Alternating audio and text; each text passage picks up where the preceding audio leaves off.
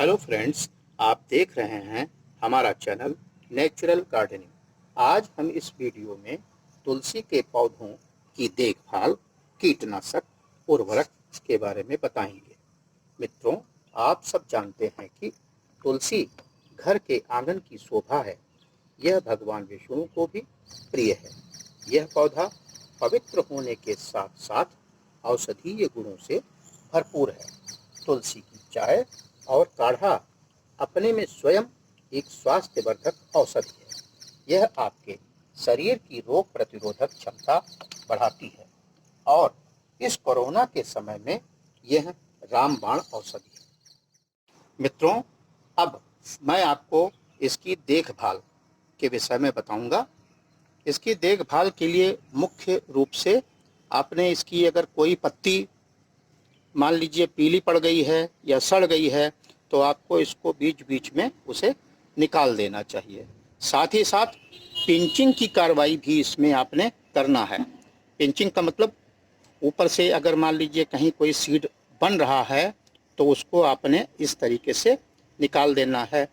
आप इसको कैंची से भी निकाल सकते हैं, ब्लेड से भी निकाल सकते हैं। तो इसको निकाल करके आपने इसी में डाल देना है। अब रही बात इसके गोड़ने की, तो मित्रों इसको 15 दिन में एक बार अवश्य गोड़ना चाहिए और गोड़ते समय ध्यान रखना है कि कम से कम 1 से 1.5 इंच से ज़्यादा खुरपी इसके अंदर नहीं जाना चाहिए। उससे यदि ज़्यादा चली गई तो इसमें इसकी जड़ों को डिस्टर्ब हो सकता है, जड़ें खराब हो सकती हैं, कट सकती हैं। अब इसके बाद जब आपने इसकी गुड़ाई कर लिया तो गुड़ाई के बाद में अगले दिन इसमें पानी ज़रूर डालना है। पानी डालने से क्या है कि इसको थोड़ा मॉइस्चर मिलता रहेगा। मॉइस्चर का हमेशा इसमें आपने ध्यान रखना है, नमी इसमें रहनी चाहिए। अब इसे आपने ऐसे स्थान पर रखना है जहाँ इसको 3-4 घंटा दिन में धूप मिल रही हो, साथ ही साथ रोशनी अच्छी शाम को भी, बाकी समय में भी इसको रोशनी मिल रही हो। तो इससे क्या होगा कि इसकी ग्रोथ अच्छी होगी और इसमें कोई कीटाणु भी नहीं लगेंगे। मित्रों, अब रही बात इसके गमले को किस तरीके, कितनी मिट्टी डाला जाए, इसमें कितना इसमें खाद मिलाया जाए, तो इसके विषय में ज़्यादा ज़रूरी यह है कि जब भी आप इसमें कोई पौधा लगाते हैं शुरू में तो आपको खास तौर से 2 भाग सॉइल की होनी चाहिए, 1 भाग रेता का होना चाहिए, प्लस 1 भाग वर्मी कंपोस्ट होना चाहिए। इस तरीके से आप मिक्सचर बनाएंगे और मिक्सचर बना करके आपको जिस गमले में इसे लगाना है उसमें ड्रेनेज की व्यवस्था होनी चाहिए। अगर ड्रेनेज अच्छा है इसमें तो आप आसानी से जो भी पानी डालेंगे वो पानी बाहर निकल जाएगा। और इस तरीके से अगर इसके अंदर ज़्यादा पानी रुक जाता है तो इसके अंदर कीड़े लग जाएंगे, इसकी पत्तियां खराब हो जाएंगी, सड़ने लगेंगी। इसलिए आपने ड्रेनेज का विशेष ध्यान रखना है। मित्रों, अब तुलसी के पौधे में कौन सा उर्वरक डाला जाए और कीटनाशक कौन सा डाला जाए, इसके बारे में मैं आपको बताऊंगा। मित्रों, आपने देखा होगा कि ये श्यामा तुलसी है और इसके साथ ही साथ हमने अपराजिता के भी पौधे लगाए हुए हैं, बीज लगाया था। शुभ माना जाता है कि तुलसी के साथ में अपराजिता का पौधा होना बहुत ज़रूरी है।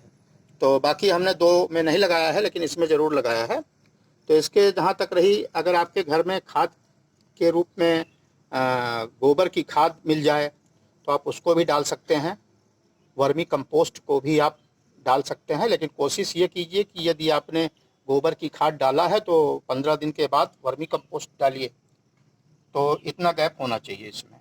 और ये भी ज़रूरी है कि आप इसमें बीच बीच में राख का भी छिड़काव कर सकते हैं, जिससे यदि अगर कोई कीड़े मकोड़े लग रहे हैं इसमें, आपकी पत्तियां काली पड़ रही हैं, सफ़ेद पड़ रही हैं, तो उनसे जो है आपको बचत हो जाएगी। अब रही बात, इसमें आप नीम ऑयल का भी छिड़काव कर सकते हैं।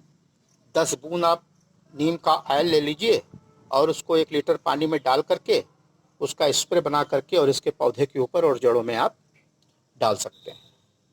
इसके साथ ही साथ आप नीम की पत्तियों को भी, अगर मान लीजिए नीम ऑयल नहीं मिलता है तो नीम की पत्तियों को आप पानी में उबाल करके 100 पत्ती ले लीजिए 1 लीटर पानी में, उसको उबालिए और उबालने के बाद में उसका जो तकरीबन आधा लीटर पानी जब बचता है उबलने के बाद, तो उसे आप नॉर्मल टेम्परेचर पर करके और उसे आप स्प्रे कर सकते हैं इसमें, जिससे कि आपके पौधे में कीटाणु नहीं लगेंगे और अच्छी ग्रोथ होगी।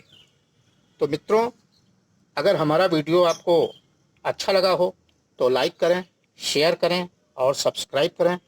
Happy gardening, take care.